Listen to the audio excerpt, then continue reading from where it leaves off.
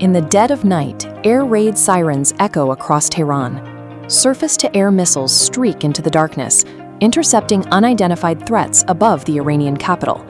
Immediately, emergency meetings are convened inside the White House. The president, the vice president, and the Secretary of State are locking themselves behind closed doors to assess the rapidly deteriorating situation.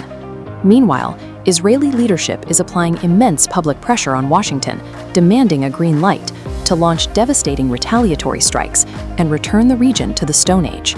While the world watches for an apocalyptic air war, the decisive front of this conflict has shifted into the depths of the ocean.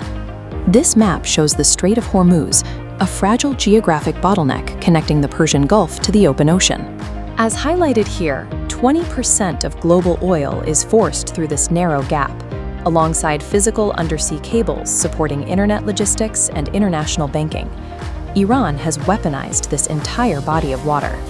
Despite deploying over 10,000 personnel to the region, the U.S. military publicly admits it cannot secure the passage for commercial vessels. A single, well-placed geographic choke point provides a nation with more practical leverage than fielding a massive traditional army. The crisis escalated when the United States seized the Iranian oil tanker in the Indian Ocean. Within hours, Iran retaliated by capturing 2 commercial vessels, kicking off an aggressive tit-for-tat economic war. To lock down the region, Iran deployed an underwater trap. The active minefield covers 1,400 square kilometers, 14 times the size of Paris.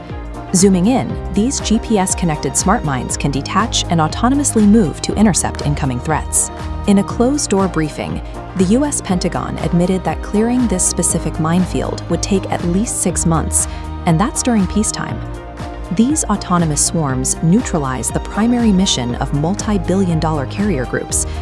Because the mines make the Gulf's entrance a suicide mission for logistics and support vessels, the U.S. Navy cannot effectively guarantee the safety of the tankers they were sent to protect. Inside Tehran, the political structure has shifted. Moderate politicians, including the primary foreign negotiators and the Speaker of Parliament, have been removed from their posts. Policy is now dictated by military generals. Having survived intense intelligence breaches and purged hundreds of foreign spies, they operate strictly on a war footing. The supreme leader survived an assassination attempt that claimed his family members. Operating from an undisclosed location, he is actively refusing any offers to de-escalate. The United States is no longer negotiating with politicians looking for a treaty. They are facing a hardened military command, and they are willing to absorb massive casualties to achieve their objectives. This asymmetric strategy has inverted traditional power dynamics.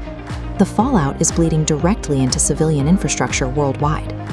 Germany's largest airline was forced to cancel 20,000 flights in a single month, as skyrocketing fuel costs and massive shortages paralyzed major travel hubs. On the water, targeted strikes on oil tankers have spilled over 13 million barrels of crude. The resulting slick is so massive it is clearly visible from space. The disruption at the strait is forcing immediate cuts to European travel and raising the cost of basic utilities across the West. The economic pain is forcing a break in Western unity. European nations are now preparing legislation to unilaterally lift sanctions on Iran in exchange for the safe passage of their cargo ships. By bypassing Washington, Europe is actively fracturing the NATO-aligned coalition, prioritizing their own domestic survival over military solidarity. The U.S. administration is simultaneously being crushed by domestic pressure. Stock markets are crashing, gas prices are soaring, and the president's 60-day War Powers Act deadline is rapidly ticking down. By locking down a single stretch of water, Iran has paralyzed global logistics and fractured an international coalition.